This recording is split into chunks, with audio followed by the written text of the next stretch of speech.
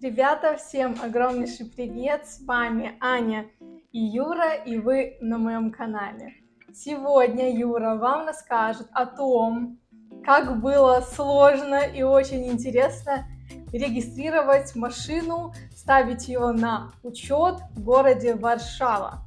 Если вы думали, что это просто элементарно и вы просто идете в свой местный ужонт, то это не так. Так все просто во всех городах, кроме Варшавы. Именно Варшавы, которую мы выбрали для жизни. В общем, будет сегодня увлекательная история, да, Яра? Очень увлекательно. Ну что ж, не будем долго вас томить и начнем. Я думаю, что для начала Юре нужно рассказать о том, какой автомобиль он взял и, в целом историю дальше. Да, Юшка?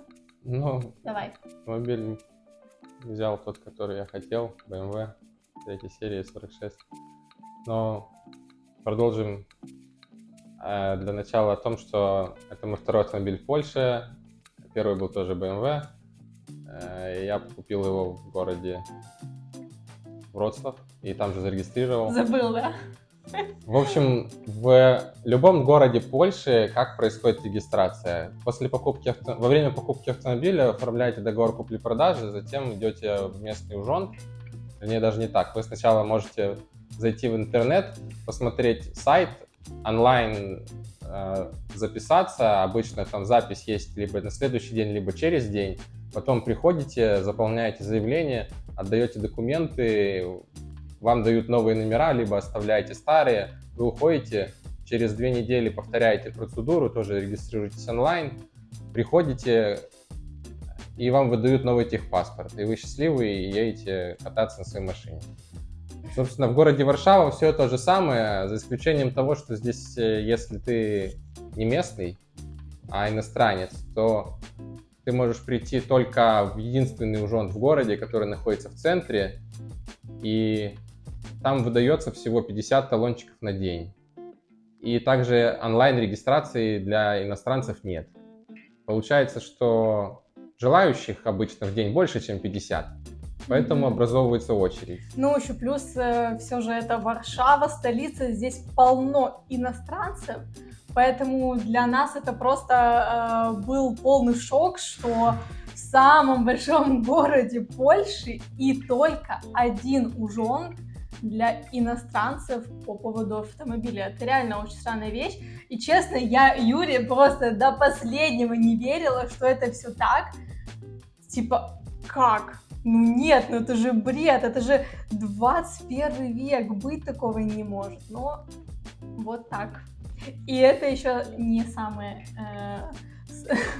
стрёмное, да? Ну так вот, чтобы получить номерок, который выдает терминал по месту, нужно занимать очередь до открытия ужонда. Я залез на Google карты, почитал отзывы про этот ужонт и узнал, что чтобы вообще попасть в него с талончиком, нужно занимать очередь с 4 утра. Я приехал в час ночи. И мы вместе ездили. Мы вместе ездили с Аней, мы приехали в час ночи, я записался в листик, я был 31-й. Собственно, всю ночь я простоял с часу до 8 утра, в 8 утра открылся ужонт, я пришел, получил талончик под номером 23, по-моему, или 25. Еще просидели мы с Аней 4 часа в самом ужонде, и только к 12, по-моему, к часу моя очередь наконец дошла, потому что оформляют там всего 2 окошка на регистрацию, 1 окошко на выдачу документов. И я зарегистрировал свою машину. Через 2 недели, уже зная об этой ситуации, я приехал в ужонт в 16:30 предыдущего дня, поскольку ужонт работает с 8 до 16. Получается, на новый день листик начинается уже сразу после закрытия предыдущего дня. Ну вот я приехал в 16:30, записался в листик, я был 4-й. Собственно, потом я уехал, приехал в 12 ночи, и уже с 12 ночи стояли там тоже с другом. уже зная это все, я уже не стоял под дверями, а сидел в машине и только приходил отмечаться в 12 ночи, в 3 часа ночи, в 6 утра. И с 6 утра до 8 мы уже стояли в очереди. Я думаю, ты просто самое главное не рассказал схему с украинской мафией и вообще, что там происходит, вообще сам весь вот этот список, что это вообще за список и вот эту всю историю. Ну, да. Ну, суть в том, что приходишь и записываешься на листик А4, а потом Какой-то листик, потом там этот листик стоят передается ноунейм люди. Вообще непонятно, кто вообще взялись они. Ну, это не сотрудники УЖОНДа, это просто какие-то, я не знаю, добровольцы. Такие же несчастные ребята, которым посчастливилось купить машину, живя в Варшаве, и им теперь ее нужно зарегистрировать, и они так самоорганизовались, чтобы было хоть какое-то подобие очереди. Нет, есть еще история про то, что вот эти места потом могут перепродавать за 200 история, да, плюс злотых тоже есть. Что это, да, может записаться туда может любой желающий, и сколько угодно желающих может туда записать, и потом просто ты стоишь всю ночь, а потом к 7 утра приходит чел и говорит, что я 5-й. Я такой, как так, я сейчас в ночь стою, я 31-й, а он 5-й. Ну, по итогу я понял фишку, и я тоже записался в следующий раз в 16:30, и я был 4-й, и потом я тоже приехал в 12 и уже держал свое место. И по итогу уже пошел в ОЖОНД сразу утром, и на отбор документов у меня был первый талончик, потому что передо мной 3 человека были на регистрацию. И вот так я зарегистрировал свою машину в Варшаве, стояв 2 ночи в ожидании. Я даже не знаю, что можно еще тут сказать, но я в шоке. И самое главное, что есть много очень недовольных комментариев. Люди пишут про этот УЖОНД много всего плохого. Я думала, что можно там просто пожаловаться один раз, что, мол, типа, как так? Мне нужно стоять ночью для того, чтобы вот к вам сюда попасть. Что это вообще за схема? Я думала, что сейчас Юра просто им такой позвонит, скажет, я сейчас вашу эту шарашкину контору разнесу. Ну, то есть он, скажем так, оставит жалобу, и все, и что-то изменится. Может быть, сделают электронную очередь для иностранцев. Ну, чем мы не люди? Вот почему вот для поляков одно, а для нас отдельное? Во Вроцлаве была очередь для всех одна, то есть было абсолютно неважно, иностранец ты или местный. А тут вот почему-то в самом огромном городе Польши есть вот такая дискриминация по национальности. Не знаю, я в шоке была. Ну и вот, я думала, что что-то может измениться, но вот в этих самых отзывах я прочитала, что люди жаловались уже, может, лет 8-10 ранее на всю вот эту схему странную, и ничего не изменилось. И Юра тоже, кстати, позвонил им в вот этот УЖОНД, и что тебе сказали? То же самое, что такая система, и все так работает. И ничего не изменится. Не, она такая, ой, типа, ну да, ну вот мы знаем, ну вот такая история, да, но мы сделать ничего не можем, типа, Это просто глупо. Шепрашам пан, и вот эта вся история, что вот извините, просто миллион раз, но сделать мы ничего не можем, поэтому стойте ночью и все. Потом ночью может приехать какой-нибудь человек, вот этот листик порвать, поэтому сейчас начали фоткать его. Еще были истории, что там, конечно же, не обходилось без конфликтов, и там приезжала полиция дежурить ночью, смотрела. Это я уже слышал. Но в те ночи, что я был, было все, к счастью, спокойно, все хорошо, листик был до конца, и я смог успешно пройти. Юра еще вообще изначально, узнав об этой всей странной схемке, Юра думал, что, может, можно будет поехать в пригород Варшавы для того, чтобы сделать там всю вот эту процедуру, но ты тоже об этом не сказал, это тоже важно отметить. И, конечно, что мы можем пожелать, точнее, посоветовать нашим зрителям? Нет, не регистрируйтесь в Варшаве. Нет, ну понятно, но ты сначала... Я поехал в другой город поменьше, Прусков. чтобы попробовать, может, получится Вообще там отличный зарегистрировать. город. Вот я приехал, Игорь. там взял талончик, и через 2 минуты меня пригласили, я написал свой адрес варшавский, сказали, едь обратно в Варшаву регистрировать. Свою Варшаву. Ну, как бы да, то есть нужно быть зарегистрированным, и немало того, нужно еще быть замельдованным в городе, в котором хочешь зарегистрировать машину. Хотя по закону нужно просто иметь место жительства, но это надо доказывать.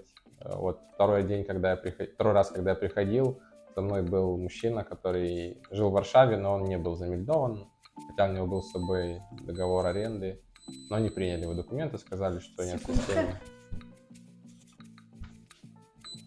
Давай еще. Да, все, уже все сказал. Нет, говори дальше. Его нет в системе, и все, его сразу отправили. Да, еще, кстати, момент, что в этом ужонде нельзя черкать, нельзя исправлять и нельзя допускать ошибок. Поскольку если допустите ошибку, вас сразу же отправляют домой. То есть ночь стоишь, и потом еще из-за какой-нибудь там закорючки или там плохо написанного номера, ВИН людей отправляли, и все. Конечно, это тоже грустно. Нельзя черкать. Вот только в этом ужонде, только эти 2 процедуры, регистрация автомобиля и только для иностранцев. И только для иностранцев, Я думаю, да. для поляков можно черкать, При том, что там делать. При том, что там стоит специально 2 терминала, и там же обслуживают и поляков. Поляков там просто нет. Но если они приходят, то они приходят к 8, и уже к 8:20 там никого нет, там пусто. А весь ужон заполнен бедными иностранцами. Ну, то есть, по факту, вот эти окошки, обслуживающие поляков, могли бы еще бы и на иностранцев обслуживать, если поляков нету сейчас. Но что сказать, ты тут не местный, поэтому вот нужно правила эти принимать. И еще необходимо сказать, что ты можешь поехать в пригород, чтобы там сделать все это быстрее. И нужно для этого сделать только мельдунок вот этого пригорода. И, соответственно, многие люди так делают, и тем самым они тоже порождают коррупцию в стране. Вот, и вот, да, есть вот схемка, что люди делают эти мельдунки за деньги, но при этом им вот стоять 2 ночи, ну, и там ждать этого всего не надо. Поэтому я, честно говоря, вообще в шоке, для чего вот это сделали схему, и вообще в чем ее смысл, кроме как одно, чтобы мы, то есть иностранцы, страдали, просто по полной страдали и ненавидели. Ужон этот вот. Эти вот номера в списке тоже продаются, как бы там тоже люди левые приходили какие-то, которые были записаны в верхний список. Поэтому да. Ну вот, видишь, просто порождает коррупция. Я не знаю, у меня такое чувство, что все вот эти украинцы с этим всем списком, они там в деле с этим ужондом, ну или что это за мафия. Я думаю, что можно было просто все это легко решить, сделав тоже электронную запись для иностранцев, но чтобы всякие там доходчивые украинцы и вот все люди наши не перекупали там все вот эти талончики за раз, можно было сделать просто именную запись. Ты там, вот, допустим, вводишь свой песель, и все, и записываешься, и все, и было бы все прекрасно, и все быстро. Что думаешь об этом? Все так. Ну вот. Согласен. Вот такая история, поэтому не повторяйте ошибок или что, делайте мельдунок или не делайте, это ваше дело. Все же тоже, ну, типа, немножко незаконная штука, но многие так делают. Ну, или просто едьте куда-нибудь оформлять свой автомобиль, только не в Варшаву, то есть в целом, да. Езжайте жить во Вроцлав, не знаю, в Бялу, Подляску, отличный город, и все у вас будет супер, вот так.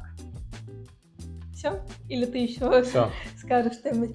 В общем, на этом все. Всем огромное спасибо за просмотр. Ставьте, пожалуйста, пальчики вверх на это видео. Подписывайтесь на мой канал. А мы сейчас вот будем кушать. Осталось сколько там? 1 минутка. И будем вкусненько обедать. Все, всем пока-пока. До встречи. Все? Все, выключай. Ой, отлично.